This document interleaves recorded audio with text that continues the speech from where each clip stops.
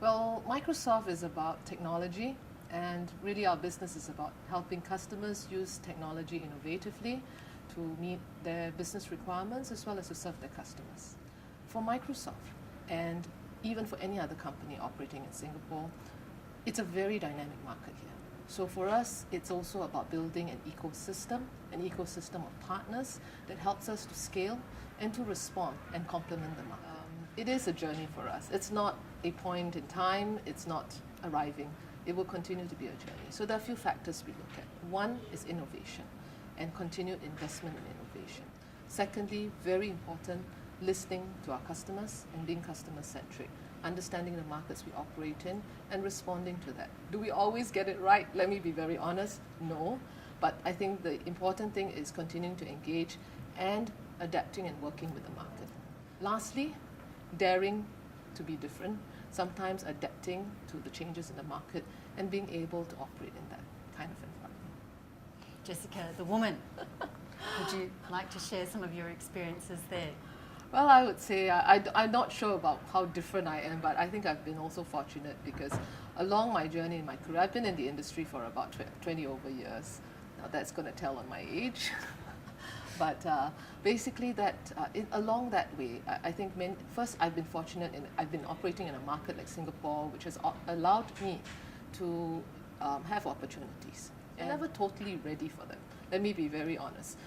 Most of the opportunities I've had, can I say I've totally been ready for it? No, but I've had the core competencies to be effective in those roles. And then, of course, along the way, I learn in that process as well. And I've also had, we talk about the ecosystem of partners for Microsoft. I mean, personally, for me as well, it's also having an ecosystem of partners, of whether it's peers, employees, and being able to work with a strong talent base around you. And in that aspect, it's allowed that fusion of ideas and new thinking as well. And I think being able to really tap on that is something that's important for everyone. I've been involved in mentoring in both aspects, both as a mentee as well as a mentor. And I would say that it's important because, to have both. Because you learn from both your mentors, and surprisingly, I tell my mentees this all the time, I learn very much from them as well, new ideas, different perspectives, and just sometimes the ability to just share ideas. And that has been quite a rich experience for me as well. I think there's a lot happening in this region, and what I'm seeing is also the opportunity for the countries in this region to really ride that wave of change as well as growth that we're seeing in Asia. And from that perspective, I would say that Singapore is well placed as a hub to be able to really be that gateway. So I think that there is good opportunity there, but it requires us to very consciously make that effort. Well, I'm not sure whether I have special tips for women or Australian women, but I would say that regardless of gender, I would encourage business leaders, women business leaders, to really look at where they wish to play in, understand the markets they wish to target, be very competent in those areas so that you differentiate the value of what you can bring to that marketplace, so that you'd be able to adapt your solutions or your business propositions in those markets. But most importantly, I would also encourage you, because I'm in IT and I'm in technology, one of the things I would encourage is also leverage the opportunities and possibilities that technology provides. Just another trivia for you.